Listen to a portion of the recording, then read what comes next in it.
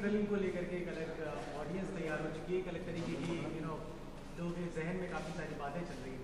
वो क्लियर पहले आपसे जानना चाहेंगे कि उनका अगर आप कर सकें कि लोग कह रहे हैं कि टेररिस्ट से रिलेटेड है, रॉ एजेंट बने हैं आप, क्या है ये फिल्म पूरा खुल के बताइए। नहीं, हम यही सोचते हैं कि पहली बार इंडिया एक रियलिस्टिक फिल्म के लिए रेडी है और हमने एक रियलिस्टिक पॉलिटिकल स्पाई फिल्म बनाई है और इसका जो बैकड्रॉप है वो तमिल कॉन्फ्लिक्ट पे है, इंडो श्रीलंका में जो हुआ था उस पे है।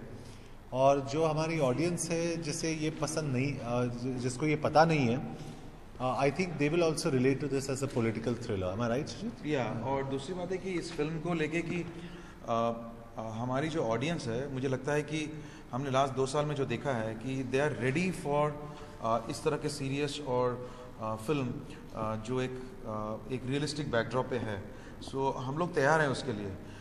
हम लोग सब हॉलीवुड में या यूरोपियन फिल्म में ऐसा देखते हैं और हम क्रिप करते हैं कि हम क्यों नहीं बनाते ऐसे फिल्में। सो ये हमारे लिए वैसी एक कोशिश है, एक स्टेप उस तरफ जाने के लिए, एक ऐसा रियलिस्टिक फिल्म जो आपको 2 घंटा एंगेज कर ले। बिल्कुल, लेकिन इस एक और रियलिस्टिक इंसिडेंट भी जुड़ा हुआ है सबकी रियल लाइफ से कि राजीव गांधी के संग जो कुछ भी हुआ था, उसको लेके भी काफ़ी लोग के सेंटिमेंट्स हैं। तो क्या किस तरीके से दर्शाया गया वो सब कुछ इस फिल्म में? जी, पहले तो ये बताना चाहता हूँ कि जब भी मैं एक यंगस्टर था, मई 22 को जब भी मैं उठा घर में, नहीं 22 मॉर्निंग मैंने वोक अप, मेरे आँख में ऐसे कुछ पानी गिरा यहाँ पे, तो मैं ऊपर देख के मैंने मॉम को देखा, वो पर्दा खोल रही थी और रो रही थी। तो मैंने कहा क्या हुआ? बोला कि नहीं, राजीव गांधी की हत्या हुई कल रात को, जो 21 मई 1991 में हुआ था। And I think that impacted our lives pretty deeply. पहले तो कैटेगोरिकली मैं ये कहना चाहता हूँ कि this film is a work of fiction, लेकिन हमने ये जो पॉलिटिकल बैकड्रॉप है और ट्रू इंसिडेंट्स है उससे हमने काफ़ी इंस्पिरेशन लिया है, जो बहुत ही ज़रूरी था। लेकिन रिस्पॉन्सिबल सिटीजन्स होने के नाते we have also portrait that in the most responsible manner, right? We have not taken any sides, nothing here. और मैं ये कहना चाहूँगा कि ये फिल्म जॉन ने जो कैरेक्टर इसमें किया है वो है एक इंटेलिजेंस ऑफिसर का, जिनको आर्मी से अपॉइंट होते हैं। और हम पूरी फिल्म को इनके आंखों की तरफ से देखते हैं, हम लोग इनके पॉइंट ऑफ व्यू से देखते हैं। सो ये जब कवर्ट ऑपरेशंस के लिए जाते हैं वहाँ पे श्रीलंका में, और वहाँ अपने ऑपरेशंस करते वक्त उनको पता लगता है कि एक बिगर कॉन्स्पिरेसी जो है इंडिया को थ्रेट कर रहा है, और उसमें से एक बहुत बड़ा जो चीज़ था वो था एक असैसिनेशन प्लॉट, और वो किस तरह से उसको चेस करते हैं उसका फिक्शनलाइज वर्जन हमने प्रेजेंट किया है। बट हाँ, जैसे आपने कहा कि हिस्ट्री में से किसी इवेंट से हम रियल इंसिडेंट ज़रूर ले रहे हैं, क्योंकि इसका बैकड्रॉप जो है आपका श्रीलंकन सिविल वॉर है। तो वहाँ हम लोग we cannot say anything wrong और we cannot go historically wrong also somewhere. So ये जो it's a piece of fiction जिसके नुआंसेस और इवेंट्स आपको हिस्ट्री से कुछ ज़रूर मिल जाएंगे। अच्छा, आप दोनों की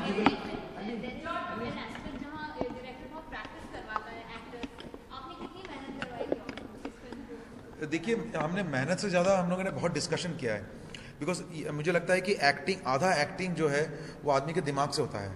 सो अगर आदमी को क्लियर हो किस बैकड्रॉप पे फिल्म कर रहा है, तो इसमें जॉन को काफ़ी नॉलेज थी कि सिविल वॉर में क्या था, क्या हुआ था, इंडिया कैसे जुड़ गया था। सो इसके बारे में काफ़ी नॉलेज थी, एक रॉ ऑफिसर कैसे काम करता है, इनको काफ़ी नॉलेज थी उसके बारे में। और हमने इस फिल्म में पहली बार वही दिखाने की कोशिश की कि एक एक्चुअली एक स्पाई रॉ जो कैसे काम करता है। वो ट्रेन से जंप नहीं करता है, एक हाथ से 5 आदमी को नहीं मार देता है। वो नॉर्मल ऐसे ही हमारे बीच में भी कोई होगा रॉ का, हमको नहीं मालूम होगा। सो ऐसे ही नॉर्मल होते हैं। और किस तरह से लाइफ को, जैसे हम आप और हम फिल्म बना रहे हैं और वो कॉन्स्टेंटली हमारे कंट्री को प्रोटेक्ट कर रहे हैं, हमको नहीं मालूम है। और हमारे बीच में ऐसा होगा जो कंट्री को बचा रहे हैं, कितने लोगों से बचा रहे हैं हमको नहीं मालूम है। सो ये फिल्म ऐसा ही है।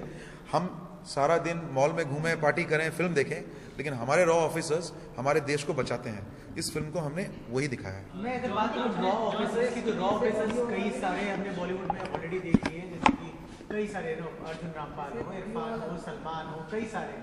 तो जॉन, आपको किस तरीके से ऑडियंस एक्सेप्ट करेगी ना एज ए रॉ ऑफिसर, और ये रॉ ऑफिसर कैसे रॉ ऑफिसर से अलग है? नहीं, पहले तो मैं मिलिट्री ऑफिसर हूँ इसमें, और मेरा जो पोस्ट है वो मेजर का है, मेजर विक्रम सिंह। और उस ज़माने में मिलिट्री के जो ऑफिसर्स थे वो फॉरेन कंट्रीज़ में भेजे जाते थे फॉर कोवर्ट ऑपरेशंस। तो I think the story is based on a military officer who send in to the intelligence unit. तो मैं टिपिकली एक रॉ ऑफिसर नहीं हूँ, एक मिलिट्री ऑफिसर हूँ। जॉन, आपने कोई खास तैयारी की है आपकी तरफ से इस कैरेक्टर प्ले करने जी, शुजीत ने सिर्फ इतना ही कहा कि उसे वो टिपिकल जॉन इब्राहिम की बॉडी नहीं चाहिए इसमें। ही सेइंग जो फोर्स की बॉडी थी या शूट आउट की body, he saying you should look like a intelligence officer, क्योंकि आपको एक क्राउड में घूम जाना चाहिए, you should not be present in a crowd.